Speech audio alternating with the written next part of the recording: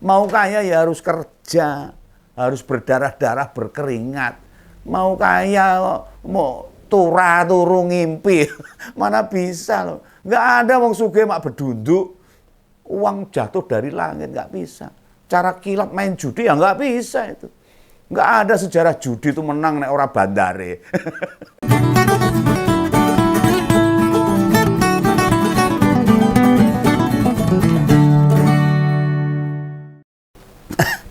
Di antara masalah politik dan tata kelola pemerintahan yang kian buram, ruwet, berebet, buret, kita dihadapkan tantangan lain loh. Apa itu? Makin tahun fenomena judi online makin marak, makin membahana ini. Dan pelakunya itu tidak hanya para orang dewasa yang sudah bekerja, yang punya penghasilan, tapi melibatkan anak-anak milenial, cilokot itu, yang duitnya masih minta ke orang tuanya, ke bapak ibunya, kadang-kadang nyolong-nyolong itu. Lah makin tahun jumlah transaksi serta nominal transaksi makin besar.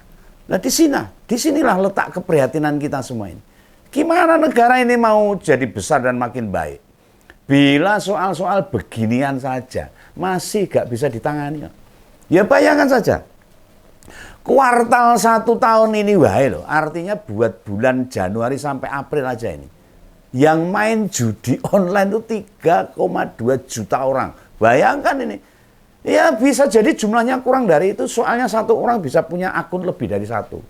Anggap aja lah ada 2,5 juta orang. Wah ngeri loh, banyak banget ini.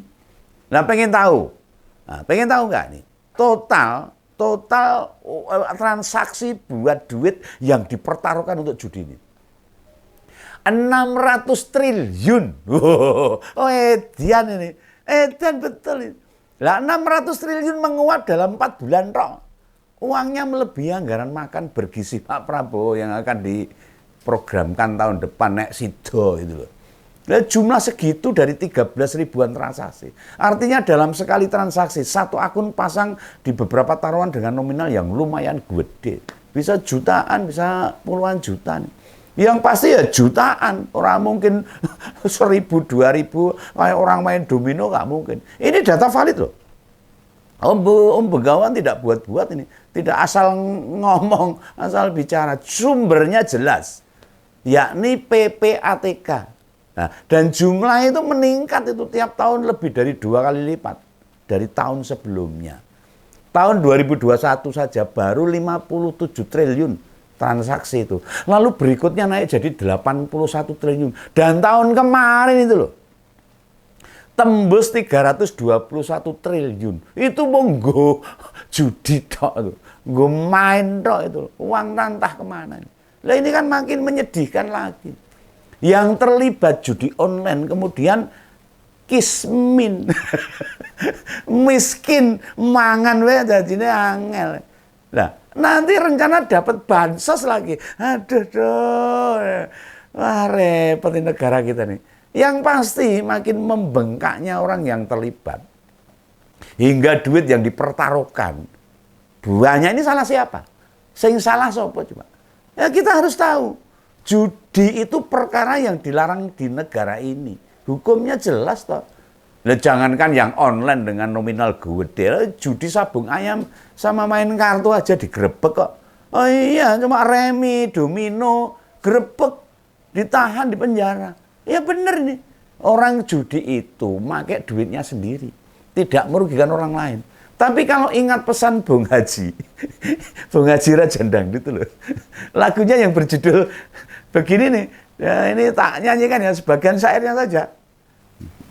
Judi meracuni kehidupan, judi meracuni keimanan, pasti karena perjudian orang malas dibuai harapan, pasti karena perjudian perdukunan ramai menyesatkan.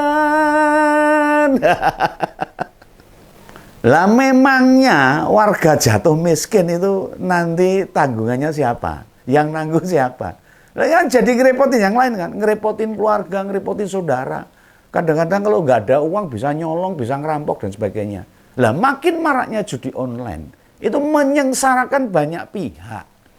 Pemerintah juga ikut repot, lingkungan juga ikut repot, keluarga besar pasti repot. Lah emosi juga bakal makin meledak-ledak kalau nggak ada uang, merusak banyak hal lah. Diakui atau tidak, judi menyebabkan kejahatan makin marak. Itu sudah hukum timbal balik lah. Orang kalau sudah ketagihan judi main, kalau sudah tidak punya barang berharga di rumah, larinya kemana ya? Ya pasti ngincer barang berharga milik orang lain. Iya toh? Jika menilik nilai transaksi judi, yang saya sebutkan tadi, pemerintah harus segera bertindak. Harus ini. Jangan membiarkan judi berkembang kemana-mana. Kunci utamanya ya pemerintah. Karena judi online ini memanfaatkan platform digital media online. Jadi gampang tutup akunnya rampung toh. Nah ini mencurigakan ya, kenapa nggak ditutup-tutup. Cuma bengak-bengok dok pemerintah ini. Cuma komen-komen aja ini, nggak segera-segera ini. Kasihan masyarakat ini. Selain itu transaksi mereka kan lewat bank toh, tidak man to man gitu loh. Otomatis pemerintah juga harus makin mengetati aturan perbankan. Termasuk intervensi di bidang pendidikan, baik pendidikan menengah hingga pendidikan tinggi. Jangan sampailah rakyat miskin terjerat perilaku-perilaku yang sangat merugikan ini. Lah Pak Budiari sebagai Menkominfo mengklaim sudah menutup 1,9 juta situs judi online sejak Juli tahun lalu sampai Mei kemarin loh. Lah cilokone para operator judi ini bergerak lebih cepat dibandingkan kinerja Menkominfo ini. Masa pemerintah kalah sama orang-orang yang mau main gini loh. Belum lagi peran Kementerian Agama. Tidak bisa dianggap remeh, tidak bisa dianggap enteng.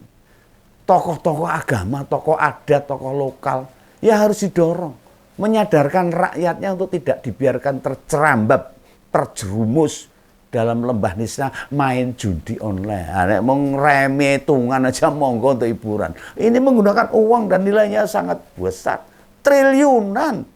Nah penting juga itu Menteri Koperasi, Menteri Perdagangan, Menteri Tenaga Kerja, atau Menteri Perindustrian mendorong banyak investasi. Nah tujuannya apa? Agar rakyat gak banyak waktu luang melamun, duit tiba dewe, mimpi aja, kakean impen itu loh, berharap kaya melalui jalan pintas, mau kaya ya harus kerja, harus berdarah-darah berkeringat, mau kaya mau turu ngimpi, mana bisa loh, nggak ada wong sugih mak bedunduk, uang jatuh dari langit nggak bisa, cara kilat main judi ya nggak bisa itu. Nggak ada sejarah judi itu menang nek ora bandare. Nggak bisa. Jikapun ada, dijamin nggak akan yang langgeng itu. Kekayaan mereka tidak bakal bertahan lama. Sebab main judi itu ibarat di cuaca panas terik. Minum es sirup, makin banyak minum malah makin haus. Ketagihan akhirnya. Apa yang dimenangkan dari meja perjudian? Itu bakal dipertaruhkan kembali. Menang sitik, taruh banyak, menang banyak, taruh banyak, habis. Akhirnya jadi kere lah, jadi miskin. Nah silahkan cari sumber dimanapun. Nggak ada ceritanya orang bisa kaya raya karena judi. Kayaknya pemerintah cara bekerjanya tidak komprehensif lah. Hanya parsial aja. Mau omong-omong itu loh.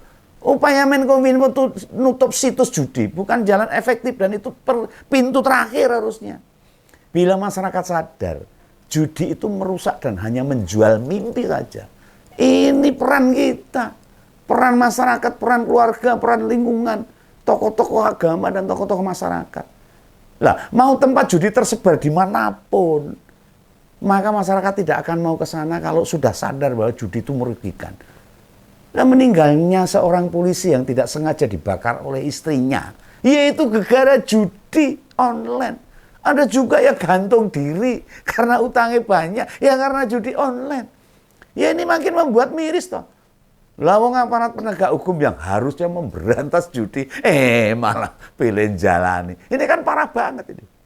Nah yang pasti, ini jadi PR bersama kita. Tapi yang berdiri di garda depan yang harus pemerintah. Sayangnya kita belum pernah dengar, belum pernah melihat atau menyaksikan sendiri Bos kelas judi kakap diproses oleh penegak hukum, urung tahu ngerti saya. Baru Apin BK itu satu orang yang berhasil dibekuk polisi. Itu pun sudah 2 tahun yang lalu. Sejak itu tidak ada lagi bos judi online kelas kakap yang berhasil dibekuk. Ini mencurigakan ini. Ada apa ini? Nah kayaknya demi menyelamatkan keluarga, ya tugas kita sendirilah. Mari jaga anak cucu kita, teman kerabat untuk jauh-jauh dari judi. Supaya mereka tidak terjerat. Membayangkan saja ini rasanya sudah ngeri loh. Apalagi bila ada orang dekat kita terjerat lalu jadi ketagihan judi dan habis-habisan, kan ngeri tuh. Entah apa rencana pemerintah saat ini untuk memberantas ini semua. Apakah nasibnya seperti koruptor yang meski tiap saat ditangkap selalu terus-menerus muncul koruptor baru, bahkan dengan nilai yang makin bombastis triliunan, bagaikan jamur di musim hujan, tukul terus itu. Ya, tidak benar-benar bisa diberangus, tidak bisa benar-benar disikat sampai akar-akarnya. Padahal kita ini punya banyak contoh loh, yang bisa diteladani. Contoh yang sangat berhasil, itu calo-calo tiket pesawat, tiket kereta, bahkan orang-orang bludus tak punya tiket. Ini tak bisa menemukan lagi kan. Ini kan sesuatu yang mudah. Dulu banyak dari kita itu pesimis. Entah mau sampai kapan fenomena judi online menghiasi kehidupan kita sehari-hari di Indonesia ini. Hapuskan harapan pada pemerintah. Bisa jadi pemimpin dalam memberantas judi. Kita sendirilah yang hanya bisa melakukan ini semua. Tapi kita harus bersama-sama. Sadarlah, judi merugikan kita semua. Itu ya pesan Om Kawan. Salam kawan, salam ngobrol. Dadah.